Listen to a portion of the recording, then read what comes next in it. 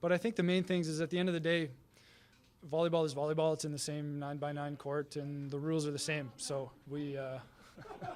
Is that on the back of your shirt? Yeah, it's on the back of the shirt. A little free shout out for you. And it doesn't matter who's on the other side of the net. You need to still execute to the best of your ability if you want a chance to win. What's up, ladies and gentlemen, and welcome back to another episode of the 9x9. It is episode number 87. It's the Sidney Crosby episode here, Mr. Rob St. Clair. My name is Everett Delorme. That's Rob St. Clair from Chicago. I'm in Toronto. This is the 9x9. It is the 81 square meters of the best volleyball content on the internet. And Rob, I was in the bush. You must have been having a time watching some of the ball going down, because there has been some incredible things happening in the volleyball world as of late, of course, with the Olympic qualifiers going on right now on the women's side. But before we get into that, Rob, we need to get into EuroVolley and fifth, sixth times the charm for the Polish men's team as they finally break through. They finally beat Slovenia and they finally win EuroVolley. Congratulations to Poland. I picked it. You didn't. Rob, let's get into this. First and foremost, why didn't you pick Poland? Let's start with that. I think people in the chat want to know that. For the memes, obviously, guys. When I even said it on last week's show when I made the pick, is that so as for the Poland versus Slovenia semifinal, I was gonna pick whoever you didn't pick. And you picked Poland. I wanted to pick Slovenia for the memes, and that's what got people. Story. I mean, I said it on the show. I said I'm gonna go for the memes. So I'm gonna pick Slovenia. Obviously, Poland's playing like the best team in the world right now. It's funny, like on both the men's and the women's side, the team that won VNL then followed it up with also winning EuroVolley. It's been like very much a confirmation of that international dominance for both the Polish men and the Turkish women. I mean, yeah, Poland was the best team by far in this tournament. They beat Slovenia 3-1 in the semi, and then they 3-donged Italy in the gold medal match. And in Italy, and we'll talk about the match in particular. But I mean, there's no question at all that Poland is the best team on the planet right now. None whatsoever. It has a very much feel of LeBron to Miami styles, where, it took them a little time to get going, and, they lost that first championship, and the next one was like, no, like we're about to go for a run here. And that's kind of what it feels right now. This team looks so good. They look so hard to beat. They're solid through and through, and they're finally working together. And I think for me, that's kind of the big things, is the fact that they're finally working together and getting the job done. Yeah, we talked about it a lot at VNL, the job that Gerbic has done in getting that team to buy in, because that is 14 at least, maybe more like 17 to 20 players who are top level Plus Liga starters. And not only starters, but stars. Like we're talking about legitimate stars. There's no one on the team who isn't a legitimate star, in my opinion.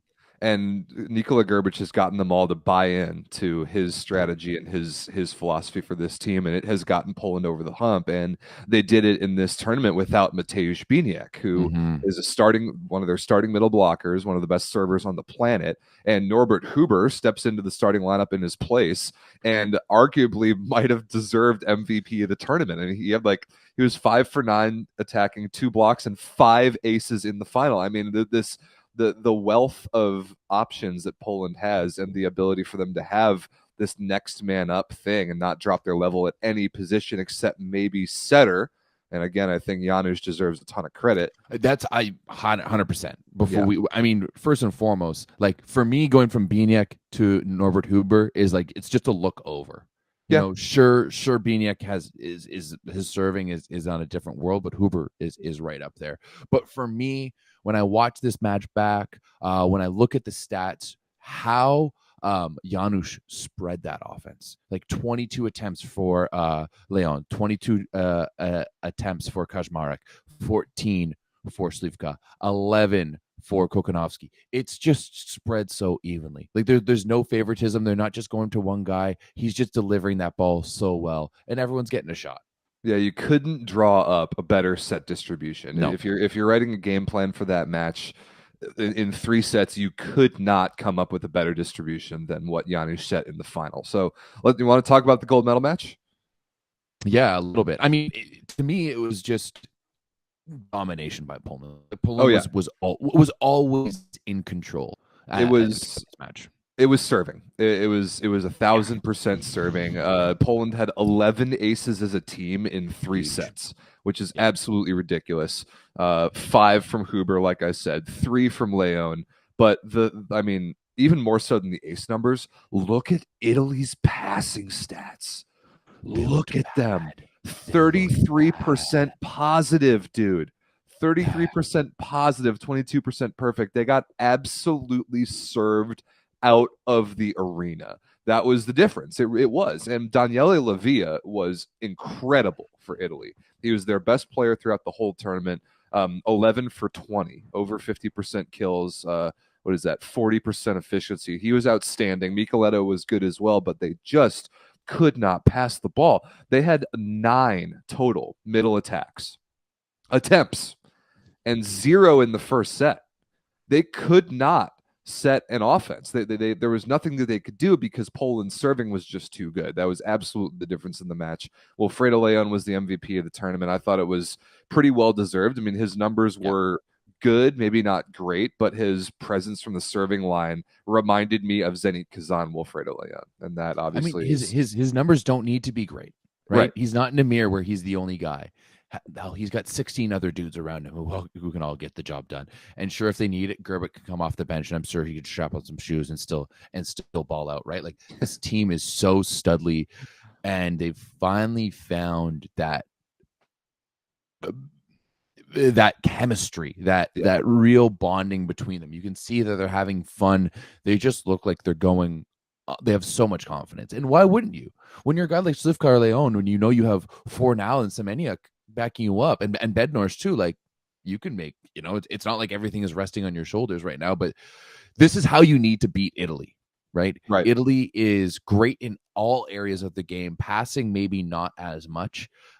You need to beat them from the baseline, because Italy is one of those teams that once you started getting into rallies with them, that's when they're going to start beating you, because they have so many different options. And Gianelli is maybe the one position on the court that I might give advantage to Italy over Poland and Janusz, right? So he runs that offense so well. So if you can discombobulate Italy from the baseline, then it's kind of game over. And that's exactly what this did. Like, the serving numbers in itself, like 11 aces to 15 errors, 3 aces to 16 errors. And then the passing disparity. It's over. Yeah, it's over. It's over right then. That's it. You can't get yourself back into it. So big ups to Poland. Happy to see it. I mean, I called it, obviously. But we might be hearing Polska red and white a lot over the next few years with this squad. Yeah. And Poland, by the way, they also get revenge beating Italy in the final in Italy. Revenge for Italy beating Poland in last year's World Championship final. So I'm sure that felt extra good. Let's talk about Italy for a bit. They kind of just ran up against a better team in the final. And that's kind of all I have to say about this. They did not pass the ball well enough. I didn't think that Fabio Balasso had a very good tournament in the matches that I watched, which is a little bit disappointing after he was probably the best libero in last year's World Championship. Well, he was, according to the Dream Team, and that was well-deserved. I thought Lavia was really good. The middles were a complete non-factor. What are they really going to do, though, when they couldn't pass the ball? And then Italy's normal blocking strength, because I do still think that they're the best blocking team in the world, just wasn't really – they weren't able to flex that muscle quite the same way. And, still, EuroVolley Silver is a very good performance. They won the tournament 2 years ago. Italy's going to be fine. Like, they're going to qualify for the Olympics easily. This is a one-game scenario, like pretty much. But you're right. At the end of the day, I think the better team won. I agree. I think the better team won. So yeah, I was throwing shade at our Italians in the Discord after this tournament. Everyone was like, the Italians were saying that Italy is the second best team in the world. and I completely disagree with that. I think that absolutely belongs to the United States. I think I'd give them third. I'd give Italy third right now. I also would give them third, and the reason why I gave them third is because the United States destroyed them head to head at VNL.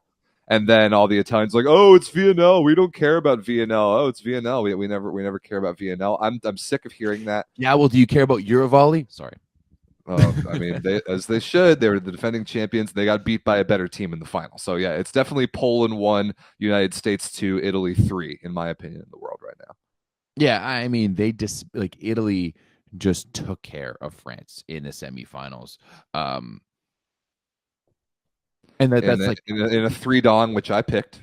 In a 3-dong, which you picked, I did get that one wrong. I mean, France was so good against them last year. Like when you look at these French stats, that's I didn't watch this game. Oh, actually, no, I did watch this game a little bit. It was the on semis. Let's get to the semis in a bit. It was on Thursday, right? Yeah. Wait just a second for the semis. Let's talk about the other medal match first. Congratulations to Slovenia. Slovenia wins bronze. They stave off a reverse sweep. They went up 2-0 against France. France pushed it to 5 in the bronze medal match. Slovenia got it done in the end. Rock Mazic commented after the match. He's like, this feels like winning gold. This feels like such a big deal to Slovenian volleyball that it feels like they won gold to them.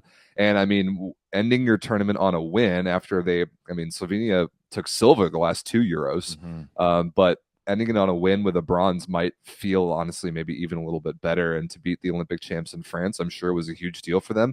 Congrats to Slovenia. I mean, man, some of these numbers. Tine Earnout, 17 for 27 with one error in the final. That's nasty. Rock Mazic, similar, 23 for 38. Yeah, crazy. Exactly. I'm here looking at these stats, and Slovenia came to play. Oh, yeah. I mean, obviously, France did in sets 3 and 4. That's quite obvious. But when you look at the number for this French team, like hitting numbers are down, 10 errors. They only had 5 blocks, only 5 aces on the day. I mean, Slovenia wasn't serving that well as well. Only 47% hitting efficiency. Where's France? Like, where's the French team that I don't know, dude.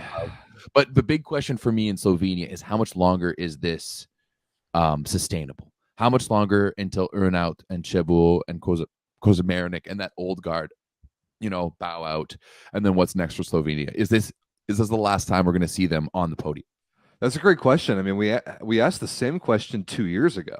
I remember it well when Slovenia beat Poland and then lost to Italy in the Euro finals 2 years ago, and then kind of at last year's World Championship too, when they hosted and got all the way to the Final Four.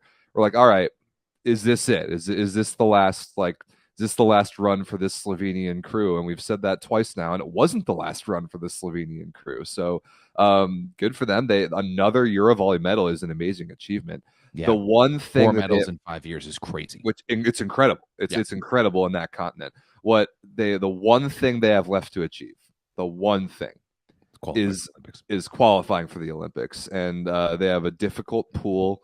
They have Japan, the United States, and Serbia in their Olympic qualifier pool. And they'll probably get in on ranking because they're easily a top 10 team in the world. I'm pulling that up right now because ranking is going to be a huge thing. As long as they don't lose out all of their qualifier games and lose out at next year's, they're 8th right now. So they're a little bit on the cusp, but they're also like 60 points ahead of 10th place Netherlands. Yeah. And 20 and 40 points ahead of Serbia, who's in 9th. So I would say they're comfortable. I think they're pretty comfortable too. So I hope for Slovenia that they do qualify for the Olympics. I think they deserve it. I like the 3 outside hitter thing. I really like Rock Mazic on the right side, and makes a big difference for them. Also, credit to Dejan Vincic, man. After not playing basically the whole tournament, Gregor Ropret hurt his ankle in the semis in the loss to Poland, and Vincic, the old man, came off the bench. He started this entire match, and he set him to a medal. So congratulations to them. Yeah, absolutely huge. On the flip side of this match, Rob, are we worried about France? Yes, they can use the hangover excuse all they want because, and we all keep making the joke in the Discord, but it's not really even a joke anymore. That when France goes out and parties the night before, They show up the next day a little sleepy. But there are some problems with their offense, man. Their offense in these two matches in the finals was not good. Their offense against Italy and getting 3-donged in the semis was not good at all. And this one, not great either. Just a ton of unforced errors, inability to terminate, big questions at opposite. Neither Patry nor Boyer were very good in these finals. They've got big questions at outside hitter. I mean, Ingapeth started this game, and actually he was okay. He was all right. 15 for 29. His passing was fantastic. It was very good, and so was Kevin Tilley's. I mean, his passing was excellent as well. But the last thing I expect France to struggle with is side out offense. Like that doesn't really make sense to me. So I wonder if their offense is a little bit too predictable and just a little bit too basic compared to other teams. Like if you look at Italy and Poland, USA, even Slovenia. Like we've seen this, like the French offense for me hasn't changed since they won the Olympics in 2021. Like the French offense hasn't changed for me really at all since even before the pandemic, right? And it's the same guys. And regardless if you have Patry or Boyer, like Boyer is a little bit more physical than Patry, but like, you know, neither of them can really take over a game on a regular basis. Boyer can when he's good. Boyer can when he's good, but he's good at the beginning of seasons. Boyer is an early season player. So Irvin Ingapeth made a bunch of comments after this match and after this tournament, and like I'm honestly kind of surprised we saw him at all. I mean, we saw him a tiny bit in pool play, and then after France got embarrassed by Romania, either France or Ingapeth or both said like, "Oh yeah, Irvin's done for the tournament. He's just going to be along for the ride. He's not going to play very much anymore." And then, sure enough, they brought him off the bench against Italy in the semis, which they lost. They started him in the bronze medal match, and he looked pretty good. But then Irvin was saying like, "Oh yeah, don't worry about France. Like I didn't really do anything this whole summer. I'm going to go to Hawkbank this year, not play very much. I'm basically taking the season easy, and then next summer we're going to come back and win the Olympics again." Now, I am not so sure about that. It's not just because you captured lightning in a bottle once to win the Olympics, which was an all-time achievement. I'm not taking anything away from that. The ability to do that again after 3 years of not really playing all that great as a team, I don't really like their chances. I mean, they're going to be playing at home. They don't have to worry about any of the qualifiers, but I have not seen that level from France anywhere close since they won VNL 2 years ago. It was last year, wasn't it? Yeah, it was 22, so a little over a year ago. Yeah, just a little over a year ago. So to me, it's questionable because on one side you have France, who has the ability of all teams to just turn it on, flip that switch, let's get it going, let's make a run at things. Like they have the roster. I am a little bit worried about their depth on the left side at the moment. I think both Tilley and Ingapeth are a little bit up there in age. Tilley isn't known as a terminator left side. No. And Ingapeth, either he's great in dropping close to 20 points, or he's bad and he's not really relevant all that much. You know, he gets blocked a lot because he can't jump off the ground anymore. He looks slow and overweight, which he did, by the way. Like, if he thinks that they're gonna win Olympic gold next year again, and he's gonna go to Turkey this year and barely play for Hawkbank and just chill all season, like, what kind of shape do we honestly expect him to be in come next summer? Yeah, but then that's when I would see if I was him, and I think, you know what, I'm gonna go enjoy myself in Ankara this year. I'm gonna eat some kebabs. I'm gonna have a good time. Turkey's a beautiful country, fantastic food culture. You know, they know how to do it right. And then once the season ends, I'm gonna shutter myself. I'm gonna work, and you know, maybe you don't play that much, but maybe you focus on the working out a little bit more. Come into VNL, I want to play every single match, and then I'm gonna be ready for the Olympics. Like that's this to me is like old man preparation right now. Is that really what we think that Irvin Ingapeth of all people is? I mean, I'm not saying I think that's what could happen. I'm saying it's a possibility. It's on the table. It's on the table for sure. Yeah, but yeah. So Peter in the chat just said France has issues with all positions right now except libero, and I kind of agree. Even setter, even Brizard doesn't look that good. Yeah. The opposite. I would say that's maybe their biggest issues right now I agree. is in 2.5, right? With both Brizard and Toniuti, they seem to clearly go with Brizard, but it's just not clicking. I mean, I would somewhat push back. I think Chinanyeze has consistently been one of their best players, and I mean, he was again in that semifinal. He had the most points for France. He was the only one to be in double digits. Like, he is there on a consistent basis, and he plays. That M2 spot is a little questionable. It should be Le Goff, right? Well, it is. Like, they don't really even have a third middle that's anywhere close to that level, but Le Goff is pretty old. Yeah. So you brought up the semifinal. Let's talk about it. Italy 3-donged France in Rome. Italy looked very good. They actually were able to pass the ball that particular day.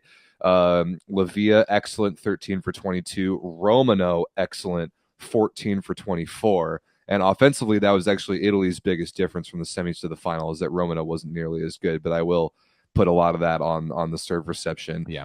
France in this one, man, not great. 16 service errors in only 3 sets is way too many. Only 2 blocks. Really, really low efficiency for all of the wings.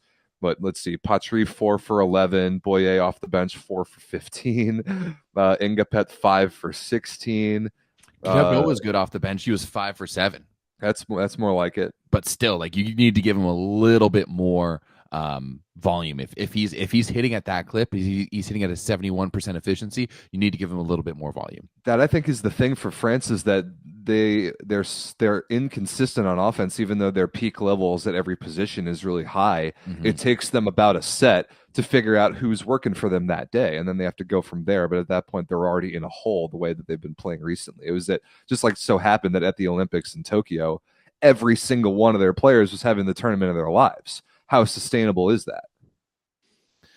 I wouldn't like, all they have to do is all be on at the same time, right? Like, how sustainable is that? How likely is that? But that's the thing. The Olympics is one tournament, right? Where you don't even have to play. Like, you get to play like every other day.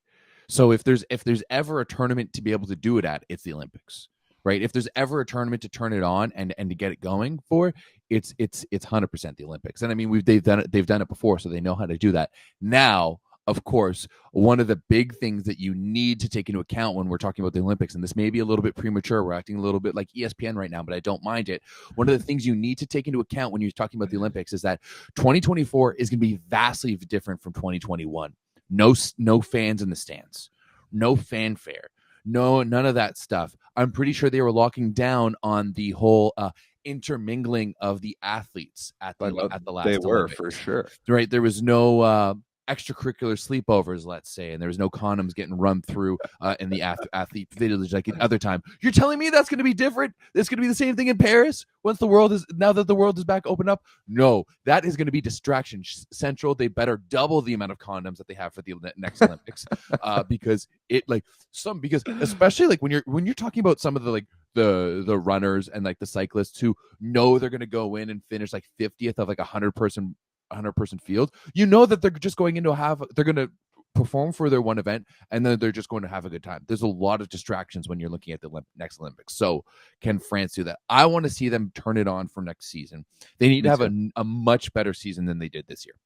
I agree. Good for Italy in this match. They were better. Their offense was good. They received serve very well, and they kind of imposed their strength and blocking ability. And there's not that much to talk about the semifinal.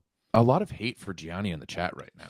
I do kind of agree. I don't love the way that Gianni's handled this particular summer for France. They just haven't looked very good. His decision making, it hasn't been great. His challenge calls have been all-time bad. Really, really bad. He's definitely lost France some points and maybe some sets with irresponsible challenges. But should France be calling for his head now? No. No. If they fail to perform at next year's Olympics at home, then I could see them starting fresh in 2025 with somebody else. But like, no reason to get rid of Gianni in the next year. My question is, Rob, is it win or bust for the Olympics for France? And I don't think it is. No. I don't think it's win or bust for any team except for maybe Poland. Poland might have that extra pressure for them, right? Like I think if you're Poland right now, it's a year out, and I know we're getting this a little bit too early. But if Poland doesn't win the Olympics, they're the only team that has that win and bust. Every single other team, depending on how you lose, but if you're a top team and you lose to another top team, it's just what happens in sports. I think the United States has some pressure as well because that our window is closing faster than Poland's is. True. Your window is now. It's now or never for this current roster. This current version of the United States. About Poland, as we talk about their semifinal win over Slovenia, good match by the way. Poland has learned this year how to look past the pressure that had killed them the last decade, and we'd seen it time and time again. Poland would get in a golden situation to win a tournament, to win a semifinal, whatever it was, and they would collapse under the weight of huge pressure because they're probably the best volleyball federation in the world on the men's side. Mm-hmm. They have definitely the best fan base. They have the most expectations, and they would historically crumble under that pressure. And now, as of this year, after winning VNL and winning EuroVolley, they have figured that out. Whatever the method has been, Nikola Grbic has figured out how to have that team embrace their moments and not crumble under the pressure that is on that team. And now, can they do it at next year's Olympics is a great question. But here they took care of a good Slovenian team pretty much no problem. I mean, how nervous was all of Poland after that first set? Oh yeah, how nervous was all of Poland after that first set? That was it was one of those things where literally had stupid we need to rant about EuroVolley in a second, or not EuroVolley, CEV, and their dumb decisions on how to put things. Whatever. But I was watching one of those, illegal streams, and I was packing for my camping trip, and I just look over and I see that Slovenia has won the first set, and I was like, oh no, it's happening. Honestly, I was just picturing as I was packing, just riots happening in Poland, pictures of Grbic just being slashed, pictures of Leon being burned, but they were able to turn things around. They were able to figure it out. And I think this win right here, once they won the semifinals, they weren't losing the finals. I agree. Right? Once they won the semifinals, they weren't losing the finals, especially beating Slovenia the way they did.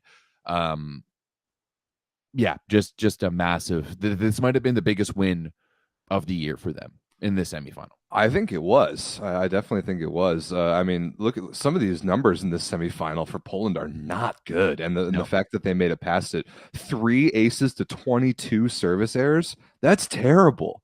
That's worse than 1 to 7. 22 service errors in 4 sets is not acceptable. Plus Leon getting blocked 6 times. Leon passing 5% perfect, and not getting subbed off somehow. That stuff is not good enough, but Poland figured it out anyway. Their middles were brilliant again. Śliwka, pretty low efficiency. Kaczmarek had himself a game for sure. And Poland blocked the ball well, but that was not Poland's best match, and they were able to win anyway. And I agree. I think getting that Slovenian monkey off their back in this particular tournament was a very big deal. Massive. It was huge. It can't be understated how big that win is from them, and I think it really opens up Pandora's box as in what's possible for Poland in the next little bit. We've said it at the beginning a while ago, Rob, that the 2020s might be Poland's decade, and I think we're finally fully coming into that. With this is going to be it's Poland versus the field right now, in my opinion. Right. It's Poland versus the field. Yeah, well, on paper, it should be Poland's decade. They're unbelievable. Their roster is ridiculous. All right, let's wrap up our EuroVolley discussion with some of the sort of more organizational things and the broadcast things you're talking about, because I have some issues with this too. First, let's talk about the venue, because I thought the venue looked fantastic. Oh yeah, I thought the crowd was great. So big ups to Italy for showing up like that. I found I really like the blue tint to the lights that they had. I don't know why. I just enjoyed it a lot when I was watching it back. So good performance from Italy. Yeah, compared to wherever they hosted the VNL finals last year. Was it Bologna maybe? wherever it Yeah. was, they did not do a good job with that event. There was all those issues with the team's practice facilities and food and all that stuff. But and then the venue and the production and the crowd in Rome for EuroVolley looked awesome. So I agree with that.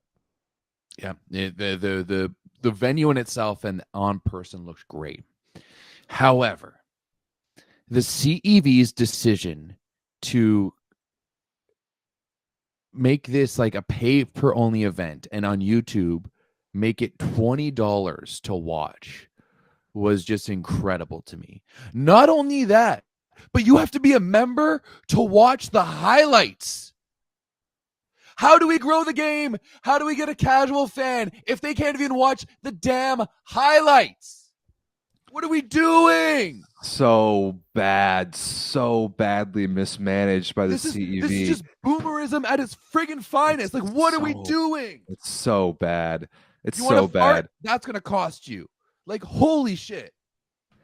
Paywalling the highlights is one of the dumbest things in volleyball media history. I just cannot understand. Like you said, how on earth do we expect to grow the game? Do you expect a casual fan to pay whatever, like $5, whatever it is, to watch the highlights, to not even get to watch the match? And $20 for the for the other matches? No. Then the other thing is that it's not giving you anything more. No, you can't even watch the. So the CEV also needs to just abandon EuroVolley TV, because they've had EuroVolley TV, like their own over the top website, for maybe like 5 years now, and they have still been pushing subscriptions towards it. But as far as what I heard, they didn't even show the finals on that platform. They took people's subscription money for EuroVolley TV and didn't give them the final. Then they made them pay for something else, which is a relatively very big amount of money on the YouTube membership, to watch the final only. It's really, really badly managed by the CEV and how they handled their media for this event. It is not a good precedent to set. Whatever they're doing, I hope it's worth it for them financially, because they alienated a lot of fans by this. Very badly managed. A lot of it is that, like, in Italy, they have a TV deal, right? In Poland, there's a TV deal. There's TV deals for all of these different things, but I fully agree. I want to understand, there's a lot of people, I've seen a lot of people in the Discord and in the chat talk about the geo-locking. I wasn't really around for this game, so do you know what was happening with the geo-locking? No. So I only know about in the US you were able to watch it. Like if you paid the money, which I did actually when we were in West Virginia, Everett, I was trying to watch, I think it was the Slovenia Turkey bracket game, and I wasn't having any luck with finding alternative ways to watch it. So I'm like, okay, fine, I'll just pay the $10, because in the States it was $10 for the top level membership, and that got me the rest of the tournament, and then I canceled it, obviously. So I paid $10 to watch like a week of all of EuroVolley bracket. That's not terrible, but what would really piss me off is if I paid the $10 and then I learned that it was that the United States was geo-blocked. Like that would be criminal. So whatever they're doing, however they're handling all of this, they need to do a significantly better job on making it clear, what are you paying for? Can you watch it in your country? Can you get all the games? And are you just paying like some money to watch highlight reels only, which is the most ridiculous thing I've ever heard? Figure it out. Get rid of EuroVolley TV. Get rid of it. If you're going to charge people for it and not even stream the finals, and they're not going to, and it's right? Even it's terrible quality. It's only 720p. It's the worst website I've ever seen. Get rid of it. Streamline it. Make sure people aren't throwing their money in the trash, and just increase the accessibility of one of the best volleyball tournaments in the world. I do not understand what we're doing here. I mean, but we know it's like we have a look behind into how the CEV runs, because Dan worked there, and I worked for him for 2 years. Yeah, I mean, a little bit different though when Dan was like in those like the stuff we heard from Dan was very like that was very much when it was just kind of like, oh, this isn't getting better anytime soon. Like this is not going to be better for volleyball fans anytime soon, because the goal of the CEV is to make money, and they don't care how they do that. They don't care that the reality is that they're probably shelving so many millions of dollars by doing it in a proper way than by doing it this way. Oh, but seriously, yeah. But that being said, big ups to Louis. I always love listening to Louis. Like, he does a perfect mix of, in my opinion, of fanfare about the game. Like he doesn't talk too much. And he just lets the play ride, and he gives some great reactions, but his knowledge of the game and the players and how everything is going is always top. So always happy. I love the fact that we're starting to see more Louis on EuroVolley. Like, it was him for the women, it was him for the men, it was him for beach. Let's get more Louis Let in there. I need more Louis Let in my life. Louis is great. He's such a good big moment commentator. He really did. He does a fantastic job in big moments. So yeah, I can't speak to the geo-blocking issue like in detail the way that people in the chat are, but I'm really disappointed in just the way that the CEV mentally approaches this tournament. It should not be. Well, you can think about it as a moneymaker if that's how you want to think about it. Fine. You could make more money on this if you did a better job with it. And you got advertisers and sponsors. Yes. Have actual broadcast sponsors. Run ads in the middle, in between sets. Like, there's why aren't you doing that? There's some you could have so many eyeballs on these games, and you're missing the most basic opportunities to monetize your viewers. Instead, you're putting up a barrier between the viewers and the game in these stupid paywalls for highlight videos. Plus, the highlight videos are bad. Terrible. The Dream Team, as voted on by the fans 2 weeks after the fact, is one of the worst decisions you could make. Why 2 weeks? Why 2 weeks? Like the EuroVolley. In 2 weeks, we're going to be like knee deep in Olympic qualifiers. Yeah, you've got soccer going on. You've got the NFL. Like, just the recent boomers. The women's EuroVolley Dream Team just came out like yesterday, and it was voted on by the fans. And there's 3 opposites on the Dream Team. they listed Magdalena Stysiak as an outside hitter, which she is not. Like, it's just so bad. It's so bad. If like, for example, Everett, we just did NORCECA. We had 0 sponsors. None. And we made money on that event because our broadcast was good. We put no barriers in front of between our product and the people. We're getting it. We haven't made money yet. We have. My expenses, I just looked at our YouTube because we now have over 200,000 views on the final, which is insane. Actually, Canada or USA versus Cuba just picked up in the last 12 hours. They just got bam, and we're doing like way more views now because of it. So like, we are continuing to make money on that because we did a good broadcast. We were good at storytelling, and we had no barriers to entry to watch the event. Yeah, I mean, we'll talk a little bit about that broadcast later. Watching the NORCECA Final Six, and just people in the comments just being like, "Why isn't Volleyball Source doing this?" I'm just sitting there like, "What?" Awesome. But yeah. Overall, like, great EuroVolley. I'm a little sad because I didn't get to watch nearly as much of it than I would have liked, just with NORCECA's going on, and like, it's a little difficult when everything's going on at the same time like that. But it is what it is. Congratulations to Poland. You guys are the best right now. CEV, figure out your shit. Figure it out. I mean, the thing is that if they hear this, which they probably won't, they're just going to be laughing like, "Oh, ha, ha, these guys don't know what they're talking about." And oh, if only you boomers knew. If only you boomers could open up the flaps of your trench coat and see what's going on outside in the volleyball world. Actually, just real quick before we wrap this up, let's just head over to the CEV page on YouTube, Rob, and check out how many views these matches have. I mean, it can't be very many. There's no way. Where does it show? So let's see. Full match, Italy versus Poland, members only. Doesn't even show how many views it had. Yeah, because this final on YouTube only has 184 likes. Yeah, that's unacceptable. That's like one of our shows now. Yeah. But then again, like, it was on TV, and like, it was viewed by millions in Poland and Italy and France and stuff like that. So I get it, but yeah, the putting up barriers to volleyball is just the worst thing you could do to this sport. Ridiculous. All right. Speaking of liking the video, we only have 27 thumbs up on this episode right now. Guys, we're not the CEV. Give us some love here. Let's be better at that. Also, if you want some gear, like the beautiful shirt that the crew neck Everett. Hey, you got your crew neck back. Yeah, Good news, friggin' I went to go pick up a canoe from my uncle's place, and my cousin walks in the house wearing my shirt. And she goes, "Oh yeah, I've had it for months." And I was like, "You couldn't tell me? Like, it's a volleyball shirt. You do gymnastics." And she was just kind of like, "Meh." It's a good looking shirt. It is a good looking shirt. I'm glad to have it back. It's comfy. It looks way better than all my older ones too. So yeah, I'm happy to have it back. But head over to thatvolleyball.store. Use the code SPICY to get 15% off your entire purchase. We got the 9x9 stuff. We got spicy volleyball stuff. We of course the 9x9 squared stuff. Yeah, head it over and check us out. And if you don't want to check us out, of course, like this video. Join us on the Discord if you want to join the biggest community of volleyball nerds there is on the internet. All we do is talk about volleyball literally all the time. All types of volleyball from absolutely everywhere.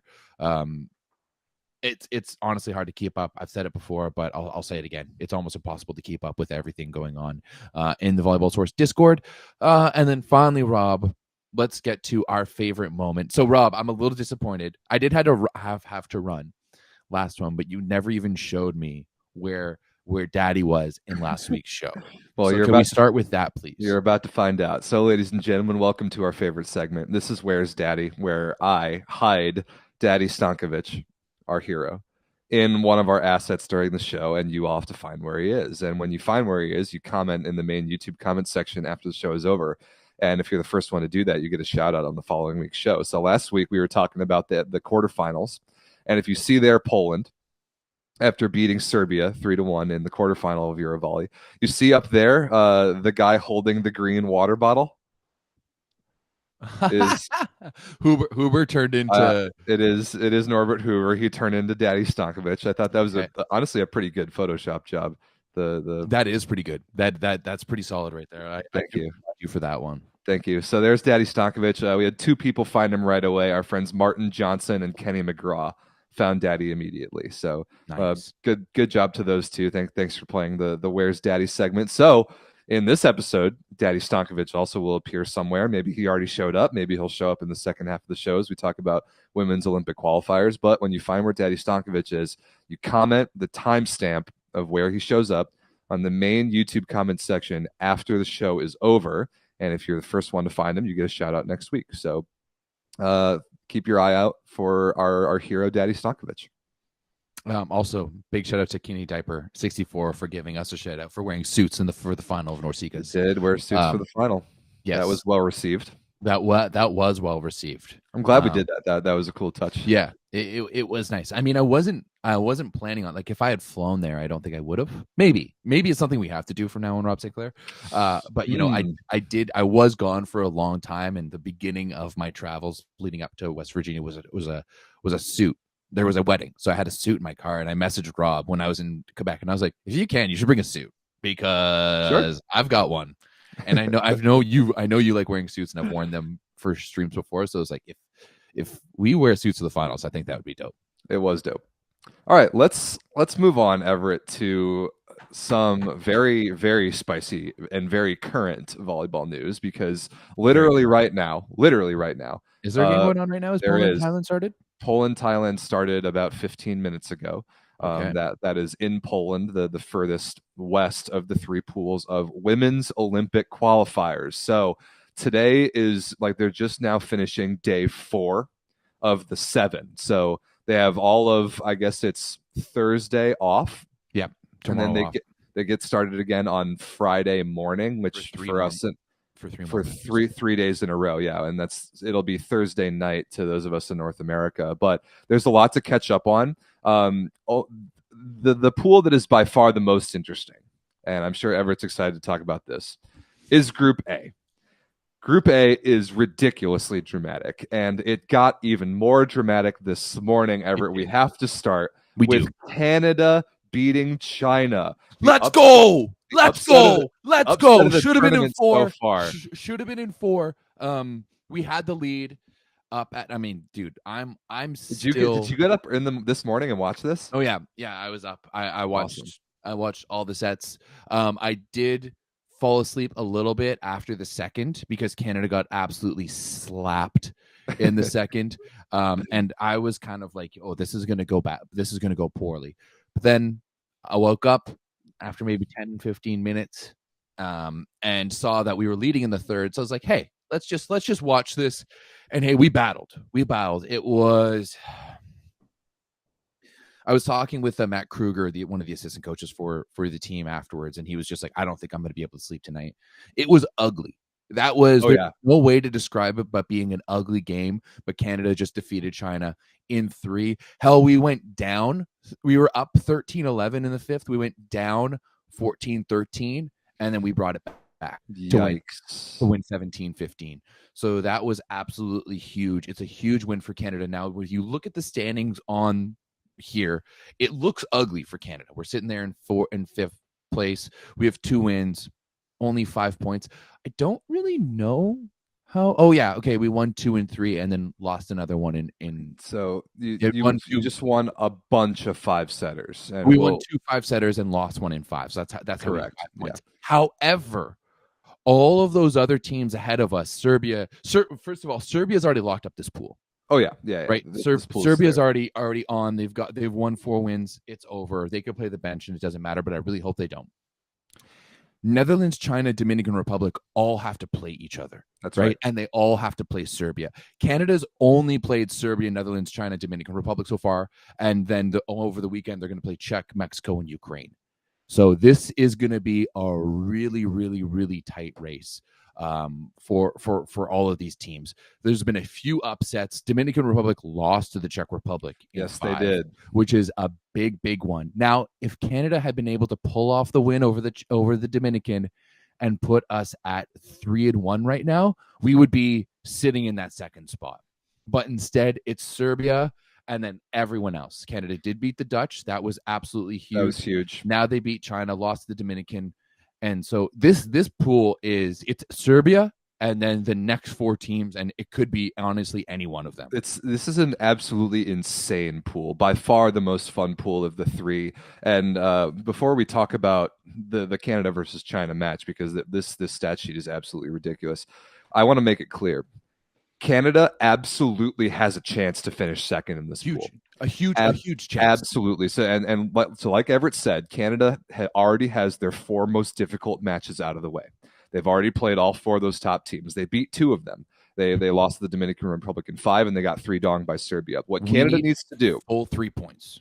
Canada needs 9 points the rest of the way. 9 points, finish with 14. Right. Canada needs 9 points the rest of the way. They need to beat the Czech Republic. They need to beat Mexico. They need to beat Ukraine. I think all of those things are very reasonable to expect. Agreed. What else you need is you need Serbia to go 7-0.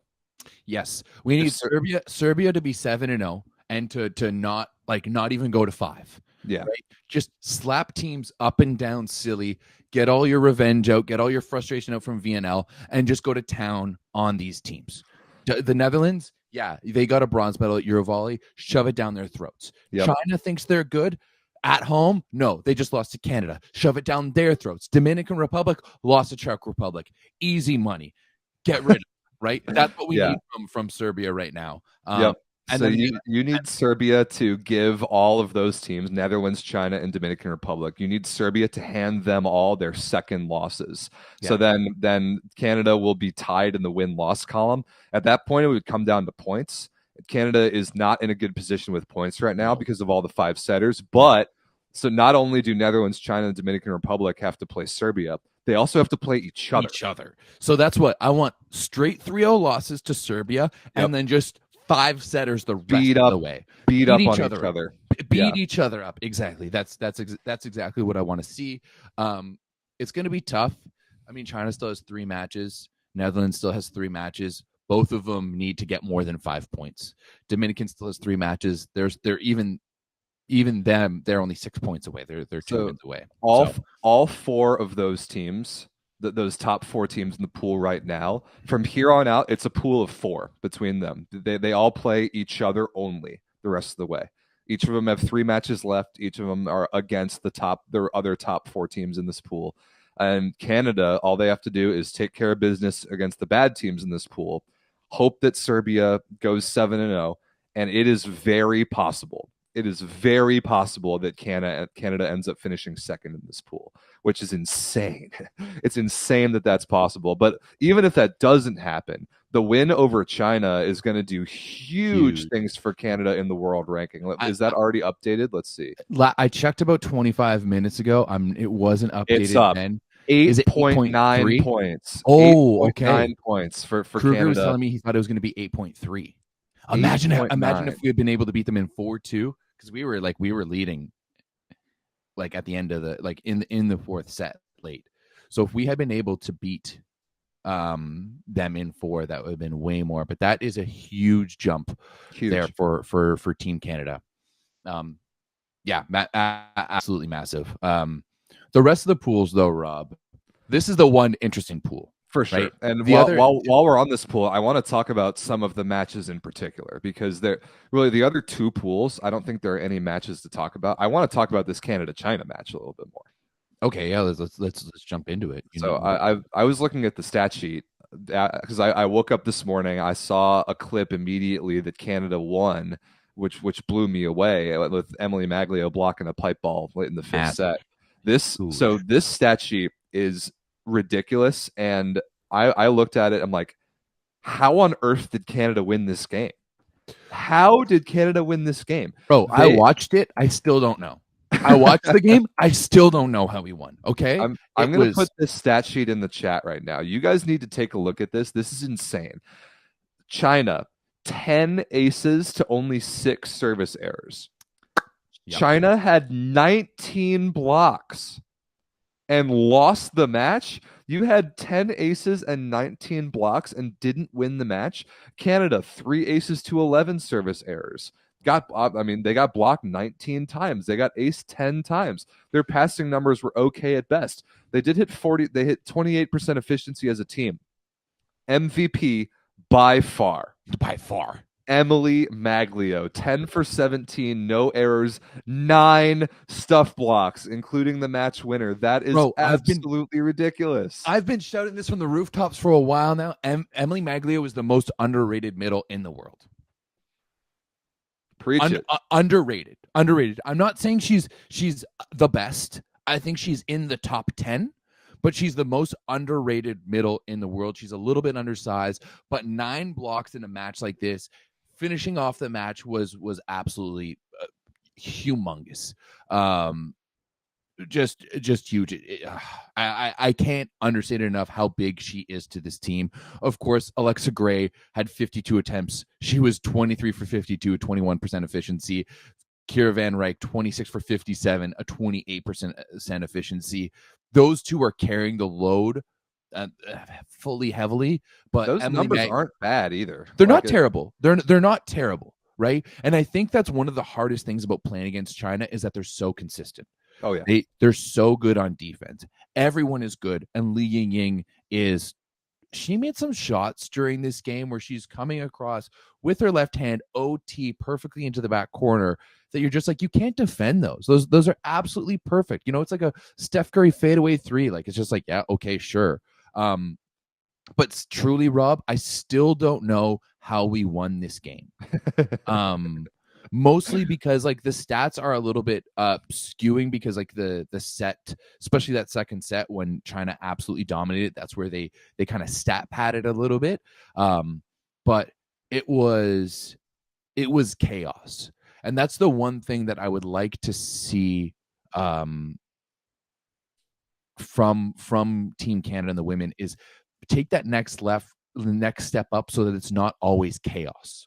Right. Every time we win a big game, it's always chaotic. Now, I am going to 100% put that on, in a good way, on Shannon Windsor and the Canadian coaching staff. Because I once upon a time coached a men's college team here in Canada, the George Brown Huskies. They were like the second or third year in existence, brand new team. And we were ranked mid all the way up to being ranked nationally. And now every team that you played against that we beat that year would have told you, oh, we just played bad against George Brown. but it's because we game plan the shit out of those games and we made them crumble in areas that weren't the obvious ones, right? That is what's happening with Team Canada right now. They are game planning so well, and you can tell too that when they have those times outs, like whether it's Shannon Wins or Matt Krug or Vincenzo, like they're giving very specific tactical responses and advice and stuff like that, as opposed to just being like a whole rah let's like LFG, let's go. Vamos. Vamos.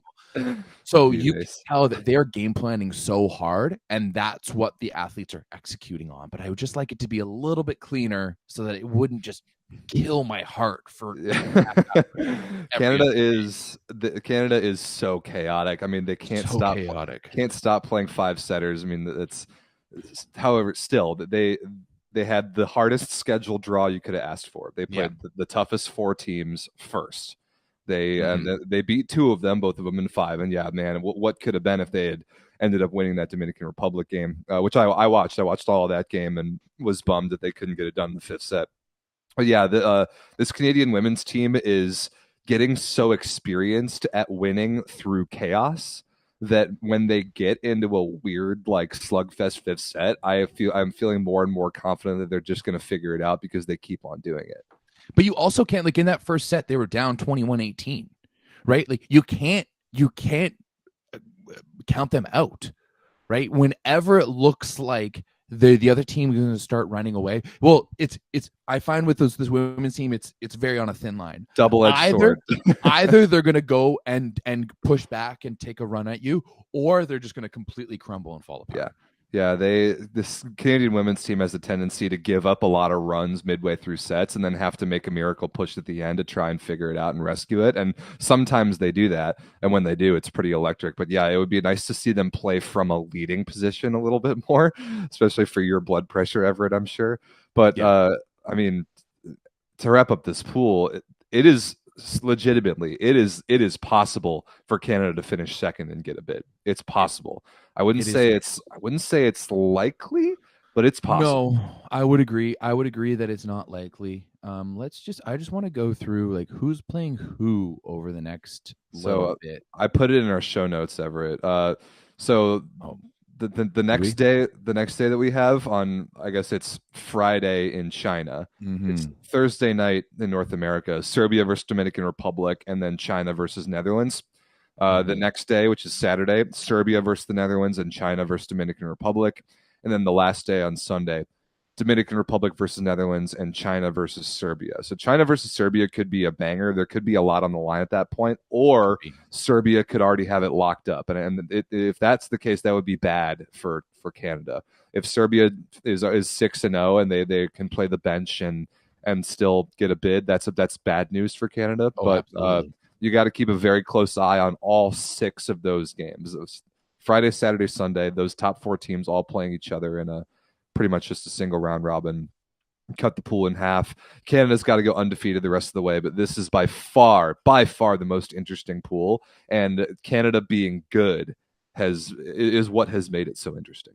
Also, real quick, Rob, Thailand just won the first set against Poland. I did just see that. 25-18 in Poland. Ooh. Figure it out, Poland. Figure it out. Poland, don't be the one out here that loses to Thailand. Don't make me look like a fool by calling Thailand a joke. Like let's get it together here. All right, Rob. Let's jump into some of the other pools here. We've done Pool A. Looks good. Heading over to Pool B.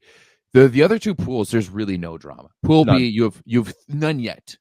There's going to be a little bit in Pool B. Japan, Turkey, Brazil, all 4-0.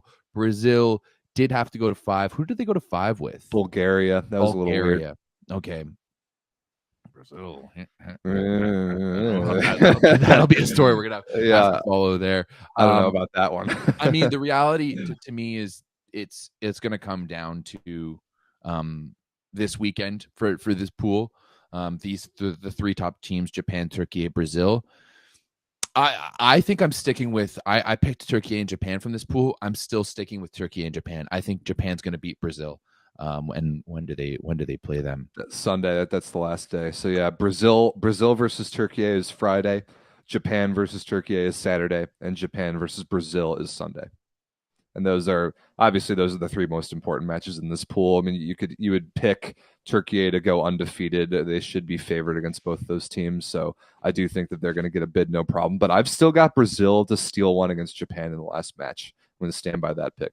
All right, I guess we'll see. Japan. Here's another thing, Everett. All right, hit me. The Olympic qualifiers, we've been talking about the process. Remember, there is guaranteed to be one team per continent. So we're going to have a terrible African team that steals a bid. But let's say Brazil loses to Japan and Brazil fails to get a bid. Oh, I see where you're going with this. See where I'm going with this? I see but right now Brazil's ranked high enough that they're going to get ranked. They're ranked 4th and they're not falling. Right. As long as Brazil doesn't drop below like Argentina or Colombia, which there is literally no way that they do, Brazil is going to qualify. Even if they're not even in the top 10, they're going to be the highest ranked team in South America. And therefore they're going to get a bid. Like it's a foregone conclusion. Argentina or Colombia are not going to catch them in the world ranking. No. And so even if Brazil doesn't beat Japan here, they're going to be the highest ranked team in South America. They're going to get a bid. Yes. Does that mean that Brazil will take their foot off the gas? Because Japan has more to play for. Japan doesn't have that same luxury because they also have China in their zone, who is good and might get a bid. And if China doesn't get a bid, I think China is ranked above Japan right now. At least they should be. China's ranked 6th. And Japan is 8th. So Japan actually has way more to play for in this pool because they don't want to be caught in that rankings race with, I mean, right now it's Japan 8, Netherlands 9, Dominican Republic 10, Canada 11. If things go as it will right now, it's going to be those 4 teams fighting for 3 bids next year. The best chance by far for Japan is if they qualify right now. Yeah, so I think they're going to do it. I think they're going to beat Brazil. Very possible, very possible. I mean, we saw him play in an all-time classic last year, and Brazil is a little bit undermanned compared to what happened in that match. So, and I thought, and I remember talking about it, Rob. I thought Japan should have won that match. Like I thought Japan should have won that match. I was on Team Japan that one. I think Japan's going to beat Brazil here. I think they've been fantastic. They haven't lost a set yet. That's a team that doesn't take off points. You know, like you really need to beat Japan. Japan does not play down. They never play down, both on the men's and the women's side. Meanwhile, Brazil loses 2 sets to Bulgaria. Belgium, by the way, I mean they're going to be a non-factor as far as qualification goes, but they lost in 4 to Puerto Rico. What's up with that? Like they just straight up got beat by Puerto Rico. Stephanie Abercrombie, baby, let's go. Very strange. But yeah, that's the situation in Group B. Way less drama. It's going to come down to those top 3 teams for 2 bids, and that's going to be electric. Like those are going to be sick matches, especially Japan versus Brazil Sunday, probably at a terrible time. Yeah, 6:30 a.m. Eastern. That's rough. That's rough. Yeah. Speaking of pools with no drama, let's talk about Pool C. My United States are in Pool C. It's kind of the same situation. Actually, it's even more lopsided. Look at that. Italy, the United States, Poland, and Germany, all undefeated. Poland is playing Thailand right now. Germany plays later this afternoon against Slovenia. Mm-hmm. However, Germany lost 2 sets to Korea. So that's not acceptable. You can't be doing that. Yeah, but the USA lost a set to Korea too. Lost 1 set to Korea. Also, yeah, but Germany's down here. USA is up here, right? So if USA is losing a set, it's reasonable to accept Germany losing 2. I agree. I don't like losing sets to Korea. I think that's embarrassing. But again, as assuming that Poland figures it out after dropping, oh my God, it's 13-3. So I believe, assuming if Poland figures God, that timing was incredible. Poland lost a set to Thailand, and now they woke up. They're up in the second 13-3 as we speak. So okay, good to see. It's good to see. Poland, it looks like they'll figure it out and beat Thailand. This is going to be the same thing. It's actually the same thing as Pool A, where those top 4 teams are going to play each other from here on out because they haven't played each other at all yet. Germany, I would definitely pick to finish 4th. If Germany is able to beat any of those top 3 teams without Hannah Orkman, I would be really surprised. And now is when we're going to see just how much of a stooge is Davide Mazzanti really. Because again, Italy has gotten away with their bad roster choices so far because they've played the 4 worst teams in this pool.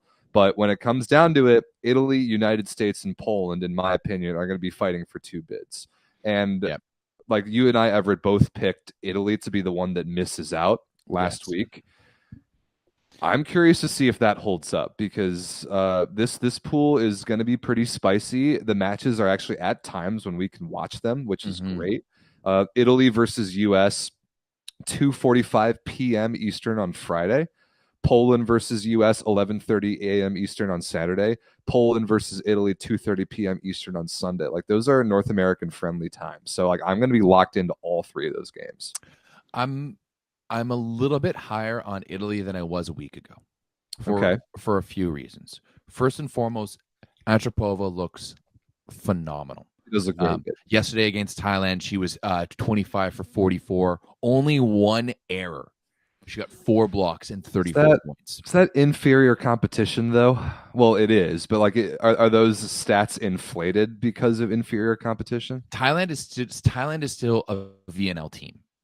Right? Like Thailand, they're better than like Colombia and stuff like that. That's true. Secondary is that against Colombia, Mazzanti's playing Nwakalour and the bench. So they have that ability, they have that depth to kind of stick with it. I'm not entirely sure if Poland's doing that. Let's see. Who did Poland play yesterday? They played Colombia.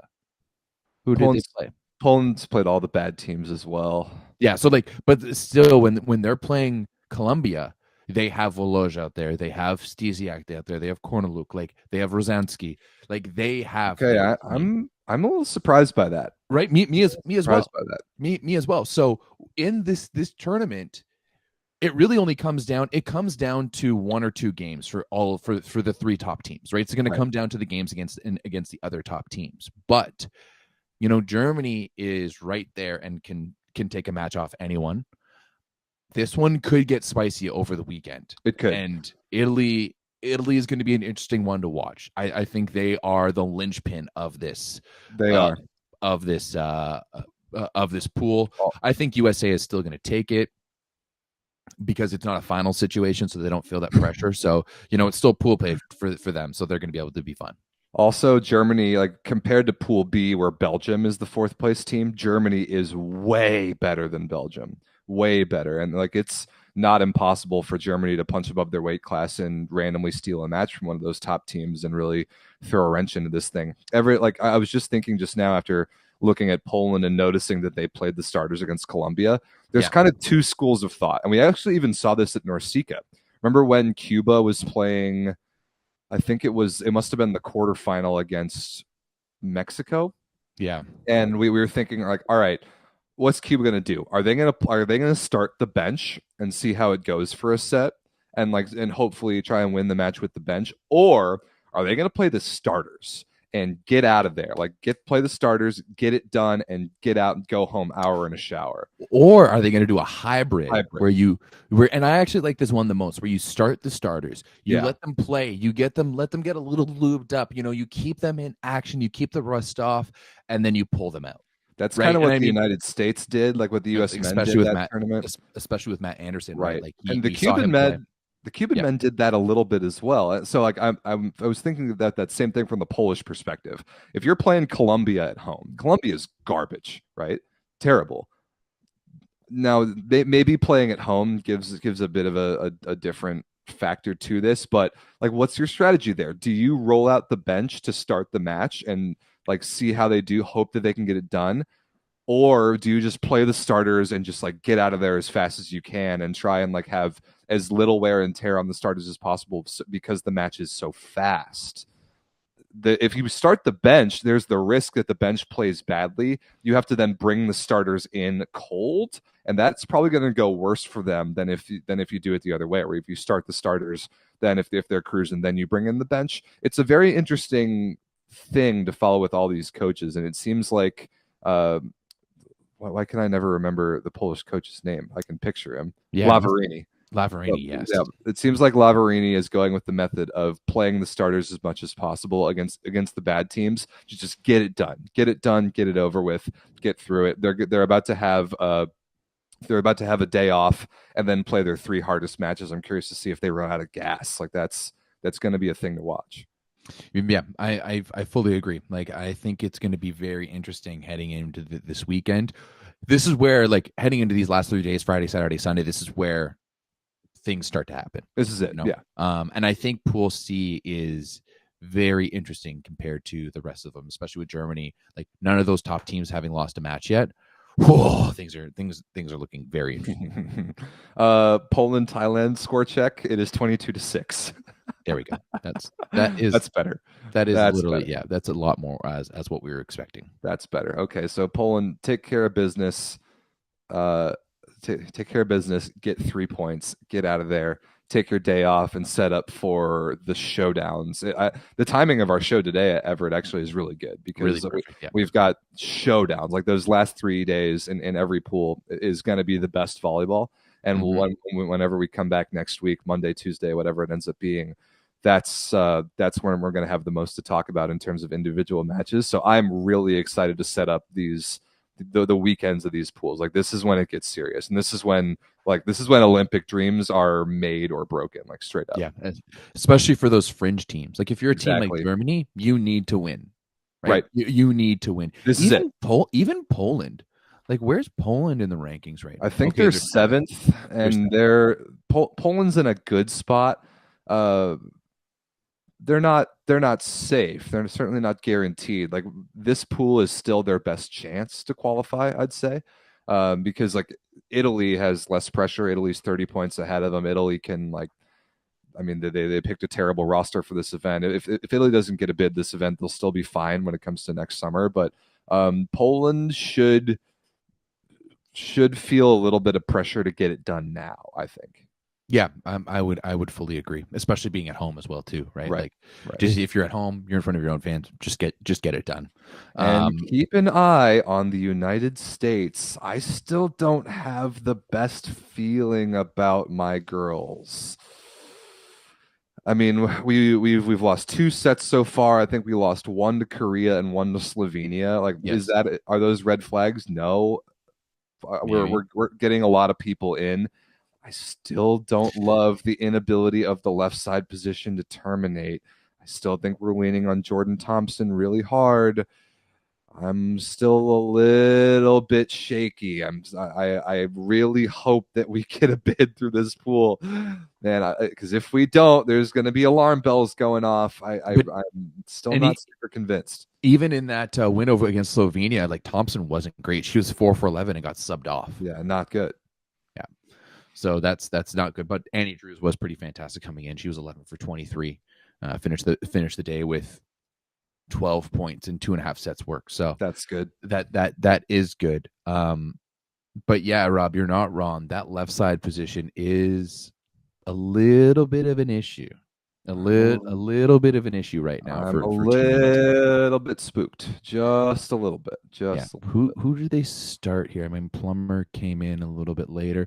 One of the big things, and like, other than Kelsey Robinson, the outside passing for Team USA has been pretty atrocious. Yep, has been pretty atrocious. Yep. I go back to the conversation we had, whether it was a year or 2 years ago. There was a time when Alexa Gray is actually a dual citizen. Her sister plays rugby for the USA. There was a time when she was in the Team USA gym and flat out asked Karch if she was good enough to make Team USA. And Karch said he didn't have room for her. So she went to go play for Team Canada. Do you think, is that something that Karch looks down to Canada and it was just like, it would be really nice to have, Alexa Gray and Kelsey Robinson right out there, so we had an outlet on the left side? And the last time I asked you about this, you pushed back, you called me stupid. I understand why, but now I think you might be feeling a little bit differently. Oh, definitely. I think Alexa Gray would be very useful to just about any team in the world. She's one of the only outside hitters that off the top of my head that can actually terminate. There aren't Gabi and Britt Herbots, and then Arina Fedorovtseva, who's Russian, isn't playing national team right now. Like that, aren't very many score first left sides in the game right now. And if you have one, hold on to them for dear life. Steven in the chat, I assume that you're American saying this. I also don't like how our bench gets put in to clean up and they lose sets. I agree. Karch is trying to play the game there, and he's trying like, okay, great, we're up by 5 or 6. Try and conserve the fuel of the starters, and you put the bench in, and then they lose. That's bad. That can't happen. Steven, did we meet you in Ottawa? Are you the Steven that we met in Ottawa? Confirm yes or no. Mehmet, though, how come Karabayama is not playing? Great question. It was funny because I like brought her up in the one interview I did with Karch right before NORCECA's, or he dodged that subject in a big way. Oh, he was like, oh no, we're gonna matrix out of this, and he just kept on going. I was hoping we could get into it a little bit. He didn't want to, but that is one of the big. That's probably the only big glaring omission I think for Team USA at this point. No. Yeah, I would agree. They chose to bring 5 outsides and 3 middles to this tournament, and the fact that Karabayama, who won a Champions League as a starter this year, isn't in your top 5 outside hitters is a head scratcher to me. That's a massive head scratcher. And I like Avery Skinner. I do like her a lot, but Karabayama won a Champions League as a starter this year. Like, are we sure about that one? Yeah, that one. I wonder if there's something kind of behind the scenes. Maybe it's attitude. Maybe there's some discussions there that didn't go so great, because that's a very big one. Even I'm not 100% sold on Ali Franti either, being like a number 1 left side. Well, she hasn't been starting very much. I think she's better when she is a starter. She's not very good at coming off the bench. She comes in cold. She usually makes a lot of hitting errors. I think she's the sort of player that if you want to get the most out of her, you start her for like a set and a half, and then if she's not good, you pull her. But if she is good, she can when she's good, maybe like 40% of the time, she can carry you to matches, like legit when she's on. So if that's how you want to use her, if you do want to use her, I think that might be the way. Yeah, but it is very interesting when you look at the American roster and you look at their stat sheets. There's no team in the world getting in as many players as Team USA.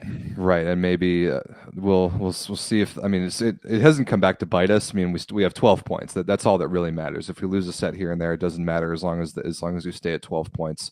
I'm curious to see how we handle Poland and Italy. Yes, even Germany. Even Germany. You can't take a game off against Germany, and if you can lose against the Dominican Republic, you can lose against Germany. That's right. So the U.S. in order plays Italy, then Poland, then Germany last, which is interesting. So that actually is kind of a good schedule. Best case scenario. Yeah, I think that's because if they take care of business against Poland and Italy, then it's game over. It's over. Yeah, and then you can start Rob for all we care, and it doesn't matter. Yeah, throw me in there. That's what the people want to see. Throw you in the middle. Let's go. No, I refuse. I respectfully decline. So I think that's it. I think that's it for women's Olympic qualifiers.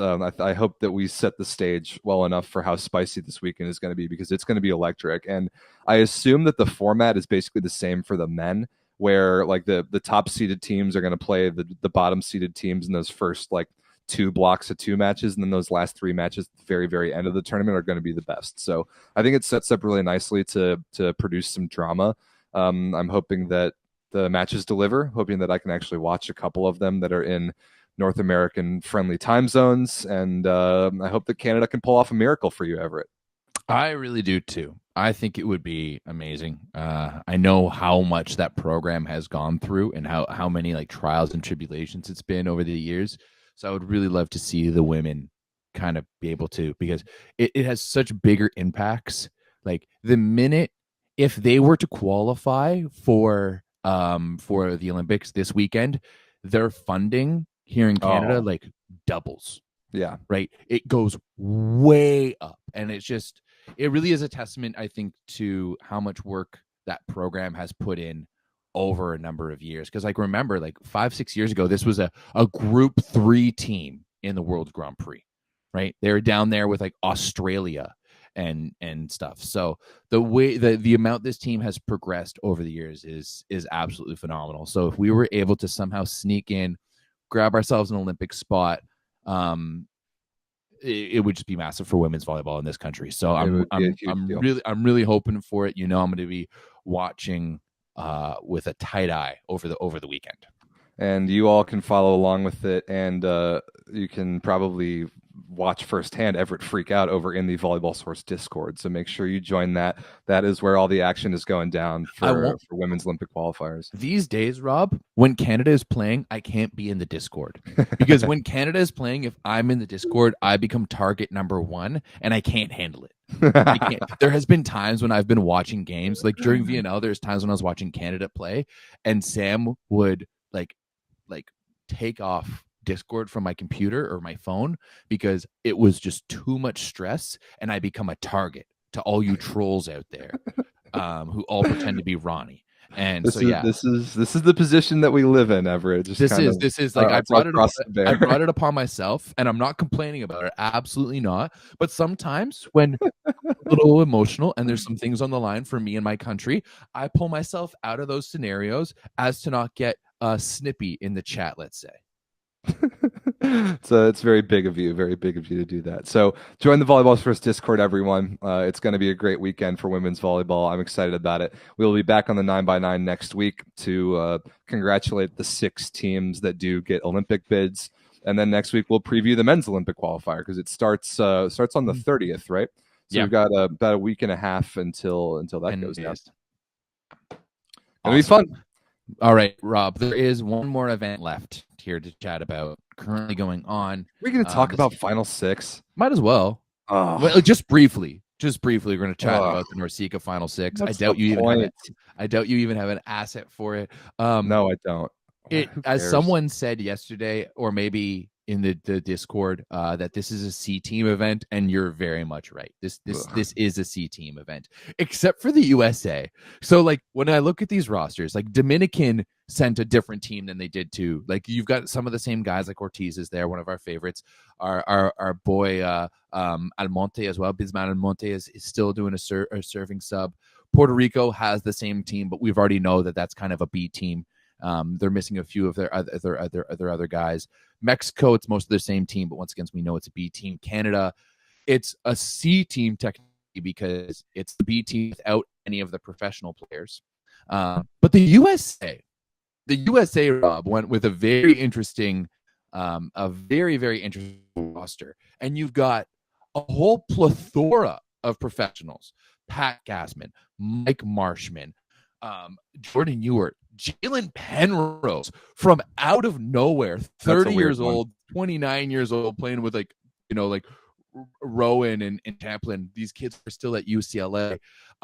Matt Niggy, who the commentator was calling Nige, and we'll talk about Nige. That was rough. That was rough. I was cringing every time I heard it. But yeah, I watched about two sets of their match yesterday versus the Dominican Republic. I turned it off because the match wasn't good because the production was bad and the commentator saying Nige, which is like I just couldn't handle it anymore. But why is the USA out here taking guys away from their pro contracts to play an absolutely nothing C team tournament? Yeah, I don't know about that.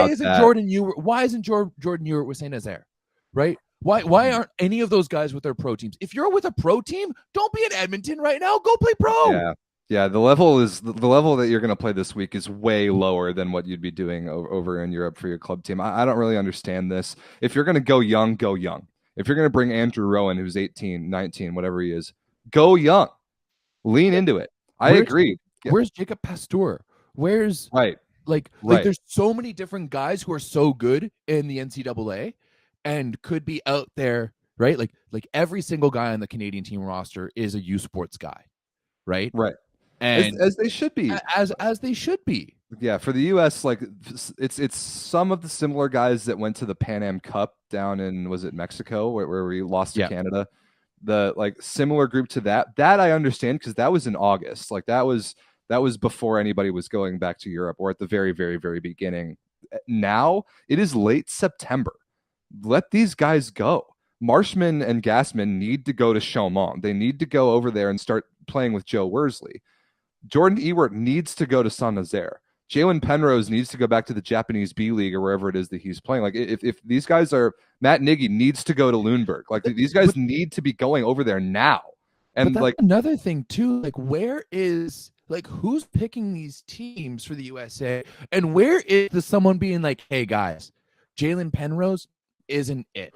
He's a good player. He's a decent player, kind of. He's playing in the NBA right now, like not even playing overseas, but he's 29 years old. Is he going to make an impact on the national team in the years to come? Absolutely not. Is he someone who's going to play at Paris? No. Is he someone who's going to be playing in LA? No. So why is he there? Where is the organization from the USAV for this? From USA Volleyball? I don't understand that at all. I really don't understand that at all. I wish we would have done what Canada did and either send like that U19 team that won, that like took fourth at U19 Worlds. Great. Let's send them 100%. Send them. Or like a U21, like a all NCAA kids. Like Mason Briggs is there. That makes sense. Champlin, Rowan, that makes sense. Like Bryce Dvorak is their second setter. He's I don't know if he has another year at Pepperdine or not, but regardless, like that makes sense. Go young. The only point of this stupid Final Six round robin tournament, which is the dumbest tournament in the entire calendar, in my opinion, both the format, the significance, and where it is in the calendar in late September. The only thing that you could get out of that is give spots to guys who actually might contribute for the USA next quad. Most of their 100%. Starting lineup for this event in Edmonton, it's a fact. They will not contribute next quad. I don't understand what they're doing with this. I really don't understand. None whatsoever. That being said about this tournament, Rob, I do think that we're going to see a USA-Canada final. So the way this tournament works is that there's 6 teams. It's round robin, so you're going to play 5 games in the round robin. 1 plays 2, 3 plays 4, 5 plays 6. Yep. That's all it is. I'm expecting unless there's some big upsets, which now with the teams that some of these with the athletes, some of these teams have spent. The only team I could really see upsetting either of these teams would be Mexico. Right? I agree. Mexico pulled off a good reverse sweep yesterday against Cuba. They went down 0-2, came back and won it. Lopez and Baca were both fantastic. That's the only team that I having enough experience to beat either of these teams. But like Dominican, it's a completely different team. They even have different jerseys, which are way uglier than the other. They're significantly worse. Way worse. Noticed that too. Dominicans is a different team. Puerto Rico is a lesser team. Like no Kevin. We've talked about this tournament too much already. We've talked about this tournament too much. I'm not going to watch the rest of it except probably the gold medal match. I might watch, but there's no point. It's a bad broadcast. It's just not good. The camera looks terrible. It's way zoomed out. The court is like maybe 50% at most filling up the screen. The humans on the screen look tiny. The commentator is not good. His pronunciations are a joke. I'm not interested in watching the rest of this tournament. It's so insignificant. It's so insignificant. Yeah, it is terribly insignificant. I will agree. I know the commentator. I'm pretty sure he's the commentator for the University of Alberta. So he's not so like he does volleyball, but he's not so much as a volleyball guy, but he does do volleyball. The production, Sport Canada TV. If anyone's been following me for a long time, you guys know how I feel about Sport Canada TV. And I mean, that production kind of speaks for itself. Yep. Not even color graded, Rob. Not even color graded. God, I had to go back, like after watching a little bit of that game yesterday, I had to go back and watch one of our NORCECA games to like refresh my brain on what a good picture looks like of a volleyball. So after USA Dominican actually like it finished, and I was just doing some other things around the house, and I was watching it on my YouTube app, and the next one that it queued up was USA versus Cuba. From our game, production. And I was just like, "Oh, that's night and day. That's an absolute night and day." Like if I was someone doing that stream or someone involved with it, I would, not the greatest, but 200. I can't. Canada versus USA are the final from our NORCECA is continuing to do multiple thousands of views per day. It's up to 207. Ridiculous. Yes. Let's see. And the baseline highlights haven't even been anywhere near posted yet. USA Cuba is at 145. Like these things are rolling. I love it. It's great. Yeah, it's absolutely huge. So keep on watching our Volleyball Source videos. If you want to be nice to us, maybe just like turn on that playlist from NORCECA. Just press play. You can, while you go to school or work, you can just rack up some views for us. That would be fantastic. But other than that, Rob, I think, as you said, I think we're done here for this episode of the 9x9. Wait a minute. Did Thailand beat Poland in the third set? No, what? Huh? Oh no, it's not over yet. It's 16-11. They're beating Poland. That's not acceptable. I think I'm. Oh no, I have a meeting now. I'll turn this on. I'll turn Okay. this on right after this to see what happens. All right, great. Well, you guys go join turning on Thailand versus Poland with Rob. We will be back next week, probably Monday. Want to go back to a Monday show? I'm down. All right, cool. Sounds good. All right. Discord link is in the video description, by the way. Join it. We'll see you there. We'll see you guys on next week's 9x9. Thanks for watching. Peace.